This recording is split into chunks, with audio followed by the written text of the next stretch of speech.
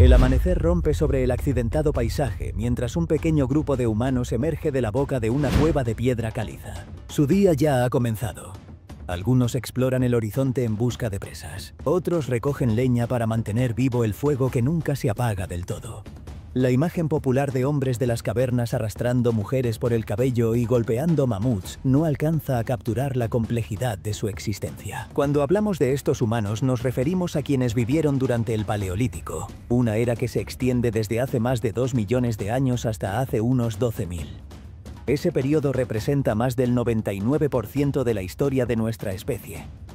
Es un tiempo anterior a la agricultura, a las ciudades, incluso anterior a la escritura. Pero no fue una época estática. En el Paleolítico se dieron enormes avances en tecnología, organización social y expresión artística.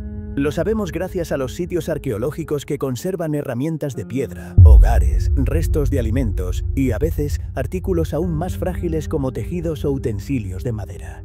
También, el arte rupestre y los objetos simbólicos nos revelan su mundo espiritual. Y aunque hay paralelismos con cazadores-recolectores más recientes, debemos ser cautos al comparar directamente épocas tan distantes. La vida en el Paleolítico variaba según el clima, el entorno y la época. Por ejemplo, un Homo habilis que vivía hace 2 millones de años en África llevaba una vida completamente distinta a la de un Cro-Magnon que pintaba en las cuevas de Francia hace 20.000 años. El clima fue quizás el factor más determinante. Durante las glaciaciones, las estrategias de supervivencia eran muy distintas a las que se requerían en regiones más templadas. Algunos grupos que vivían cerca del mar o ríos desarrollaron técnicas de pesca, mientras que otros, en bosques y llanuras, dependían de presas terrestres y plantas silvestres. Lo que une a todos es su estilo de vida de cazadores-recolectores. Cada día comenzaba con la salida del sol. No tenían iluminación artificial ni horarios fijos como nosotros. Su rutina estaba marcada por la luz y la oscuridad. Lo primero que hacían era avivar las brasas del fuego de la noche anterior. Encender fuego desde cero no era sencillo. Por eso, mantenían brasas vivas o materiales que ardieran lentamente toda la noche. La mañana se dedicaba a tareas esenciales. Había que evaluar necesidades urgentes, si quedaba comida, si las herramientas requerían reparación o si se veían señales de presas cerca. También era fundamental recolectar agua, que transportaban en vejigas de animales, cestas o incluso recipientes de cerámica en las épocas más tardías. La vida no seguía horarios estrictos, sino ciclos de retorno inmediato y planificación a largo plazo. En el sitio de Gesher Benot Yaakov, en Israel, con casi 800.000 años de antigüedad, se encontró evidencia de conocimiento sobre los ciclos estacionales de las plantas. Nuestros ancestros no solo sobrevivían el día, sino que planeaban para estaciones enteras. Las actividades principales del día cambiaban según la estación, pero la obtención de comida era siempre prioridad. Se suele pensar que los hombres cazaban y las mujeres recolectaban, pero esa división no era estricta. La arqueología sugiere una gran flexibilidad en los roles de género. Las mujeres también cazaban animales pequeños y los hombres, cuando no había caza, ayudaban a recolectar.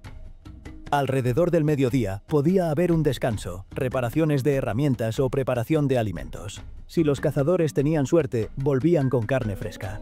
Si no, los recolectores traían frutas, raíces, semillas o lo que la tierra ofreciera. Por la tarde, el grupo se reunía junto al fuego, contaban historias, reforzaban vínculos y se preparaban para la noche. La caza, especialmente la de grandes animales, requería mucha habilidad.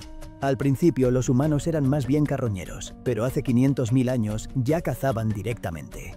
En Boxgrove, Inglaterra, se halló un omóplato de caballo con una herida clara de lanza. Esto prueba que nuestros ancestros no solo recogían restos, iban tras sus presas. Las primeras armas eran toscas, hachas de piedra, lanzas de madera. Hace 400.000 años en Schöningen, Alemania, ya fabricaban lanzas perfectamente equilibradas para lanzar.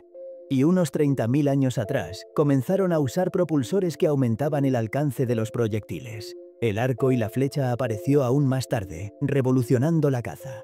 Pero la caza fallaba muchas veces. Por eso la recolección de plantas era una fuente más segura de alimento. Los estudios de sarro dental en esqueletos del Paleolítico revelan rastros de muchas especies vegetales, incluso algunas medicinales. Saber qué planta era comestible, cuál era tóxica o cuál ayudaba a curar una herida era conocimiento vital. Este saber se transmitía oralmente de generación en generación, formando una base de sabiduría ecológica sorprendente. En ciertos sitios también hay pruebas de técnicas de pesca. En lo que hoy es Illinois, se encontraron restos de redes y anzuelos de hueso de hace más de 9000 años. Cada estación del año dictaba qué alimentos eran accesibles. En primavera, los huevos y las hierbas frescas. En verano, bayas y presas jóvenes. En otoño, nueces. Y en invierno, los alimentos almacenados eran esenciales.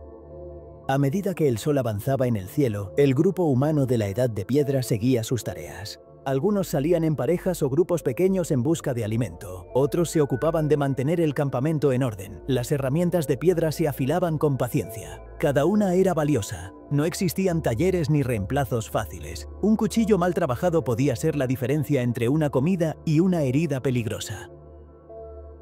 El trabajo con piedra era una verdadera forma de arte. Las herramientas más antiguas, como las del estilo oldubayense, eran simples núcleos fracturados, útiles para cortar carne o romper huesos. Pero con el tiempo, surgieron técnicas más refinadas como el tallado levallois.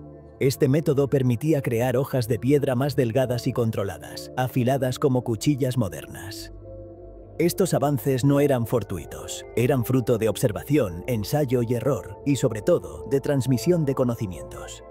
Los niños del Paleolítico no asistían a escuelas, pero aprendían desde muy pequeños observando a los mayores. Imaginemos a un niño sentado junto a su madre mientras ella tallaba una herramienta o recogía raíces. Cada movimiento, cada gesto era una lección. Y no solo aprendían a sobrevivir, también aprendían a convivir. La cooperación era esencial. Nadie sobrevivía solo. Los grupos eran pequeños, entre 20 y 50 personas, muchas veces emparentadas. Compartir lo obtenido era la norma. Si alguien cazaba un ciervo, no lo guardaba solo para sí. La carne se repartía. Ese reparto no era altruismo puro, aseguraba que el grupo lo apoyara en el futuro. La solidaridad era un mecanismo de supervivencia. En un entorno duro e impredecible, saber que alguien te ayudaría cuando cayeras enfermo o no tuvieras suerte en la caza era fundamental. Y a su vez, tú ayudarías cuando otro lo necesitara. Este equilibrio social era delicado, pero eficaz. Las relaciones sociales también se reforzaban con rituales. Aunque no sabemos exactamente qué creían, las evidencias arqueológicas sugieren que ya en el Paleolítico había prácticas simbólicas. En lugares como Sungir, en Rusia, se encontraron enterramientos de hace 30.000 años con adornos, cuentas de marfil, lanzas talladas, demasiado elaborados para simples herramientas. Esto sugiere que los muertos no eran solo abandonados, sino despedidos con respeto, quizás con la creencia de que algo de ellos seguía existiendo. Las pinturas rupestres también son una ventana al pensamiento simbólico. En cuevas como Chauvet o Lascaux se hallan bisontes, caballos y ciervos pintados con gran precisión. Algunos creen que eran parte de rituales de caza, otros que tenían un propósito espiritual más profundo. Y en la vida diaria, ese pensamiento simbólico se manifestaba en objetos personales, colgantes hechos con dientes de animales, huesos decorados, piedras pulidas. No tenían función práctica evidente. Eran señales de identidad, de pertenencia o quizás de estatus. Las tardes eran momentos de descanso y comunión. Alrededor del fuego compartían alimentos y relatos. No había lenguaje escrito, pero sí oral. El habla ya existía desde hacía cientos de miles de años, aunque no sepamos cómo sonaba. El lenguaje fue una herramienta tan importante como el fuego o la lanza. Permitió planear, enseñar, contar historias, crear vínculos. Esas historias transmitían saberes vitales. Cómo identificar huellas, cuándo migraban los animales, qué planta podía matar o curar. Pero también servían para unir al grupo. Las narraciones creaban identidad. Les recordaban quiénes eran, de dónde venían, qué temían y qué admiraban. Quizás hablaban de espíritus, de ancestros, de animales míticos. La mente humana no solo buscaba comida, buscaba sentido. Las emociones eran tan intensas como las nuestras. Sentían amor, dolor, celos, miedo, compasión. Sabemos que cuidaban a los enfermos o discapacitados porque se han encontrado esqueletos de personas que vivieron muchos años con lesiones graves. Alguien los cuidó, alguien les dio de comer. Eso habla de un nivel de empatía profunda. También practicaban la música. Se han hallado flautas hechas con huesos de aves con agujeros perfectamente distribuidos. Su sonido sigue siendo reproducible hoy. La música no servía para cazar ni para cortar carne, pero ayudaba a unir al grupo, a expresar emociones, a celebrar, a despedir. Era un lenguaje que iba más allá de las palabras. Con la caída del sol, el grupo se preparaba para dormir. Las noches eran peligrosas. El fuego ahuyentaba a las bestias, pero no siempre era suficiente. Dormían juntos, en racimo, protegiéndose mutuamente. Algunos quedaban despiertos por turnos. Era una rutina que mezclaba instinto, estrategia y afecto. El sueño no era continuo. Algunos estudios sobre tribus actuales muestran que el sueño podía dividirse en 2 fases, con un período de vigilia en medio. Ese tiempo se usaba para pensar, conversar en voz baja o meditar. Quizás en esas horas nació la introspección, el primer intento de comprender el yo. La vida era dura, pero no miserable. Había momentos de alegría, de juego, de amor. Los niños jugaban con figurillas de barro o lanzaban pequeñas piedras. Las parejas se formaban, los ancianos transmitían sabiduría. No eran salvajes brutos, eran humanos como nosotros, enfrentando un mundo más hostil con valentía y creatividad. Cada día era un desafío, pero también una oportunidad de crecer, de explorar, de crear. Y en esa rutina sencilla y poderosa se forjaron las bases de todo lo que somos hoy. La noche caía como un manto espeso sobre la tierra salvaje. El fuego crepitaba débilmente mientras las sombras se alargaban en las paredes de la cueva. Para nuestros ancestros de la Edad de Piedra, cada noche podía ser la última. Un rugido lejano, un crujido entre los arbustos, y el miedo ancestral al depredador se activaba. Pero esa misma oscuridad era también el escenario donde floreció una de las mayores capacidades humanas, la imaginación. Allí, en torno al fuego, se forjaban no solo herramientas, sino vínculos, historias, canciones, símbolos trazados en piedra. Mientras los cuerpos descansaban, las mentes volaban. La oscuridad no solo era amenaza, también era refugio, un espacio para soñar. Pero con el paso de las generaciones, el mundo cambió. Lentamente, los grupos humanos comenzaron a desarrollar nuevas formas de relacionarse con su entorno. Aprendieron a domesticar al perro, el primer animal que eligió acompañarnos. Un compañero leal que compartía el calor del fuego y la tensión de la caza. El perro fue quizás el primer vínculo entre humanos y otro ser vivo, más allá del uso inmediato. La domesticación no fue solo un accidente, requirió observación, paciencia y reciprocidad. Y eso nos dice mucho sobre el tipo de pensamiento que poseían nuestros ancestros.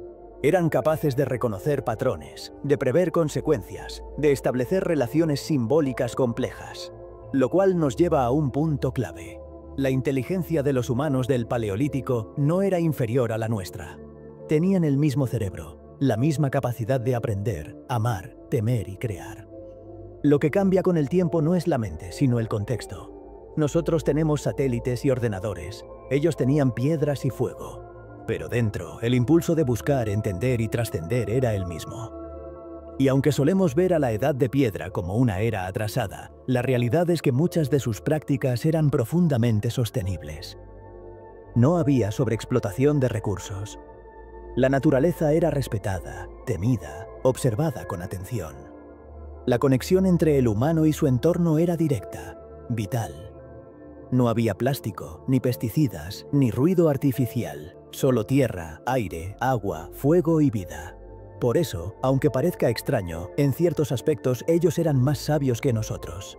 Sabían escuchar al bosque, sabían cuándo el cielo anunciaba tormenta, sabían qué raíz podía calmar un dolor o qué animal dejaba huellas en la madrugada. Su vida dependía de ello. No había margen para la distracción, y sin embargo también sufrían. La muerte era frecuente, las infecciones, los partos difíciles, los accidentes de caza. Vivían con la muerte a cuestas, pero eso también les daba perspectiva.